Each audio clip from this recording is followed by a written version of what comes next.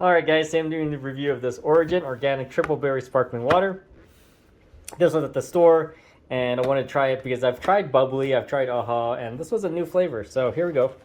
Here's the ingredients. If you guys want to read it, pause the video.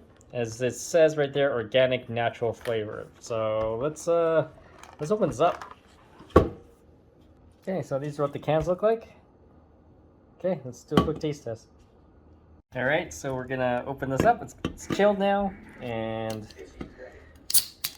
there we go. Okay, so, ew. Okay, this tastes, I enjoy bubbly and the AHA better. It tastes like cough syrup. I'm not joking. Like, weird. I don't know what to tell you guys. Alright, stay tuned for more videos, guys.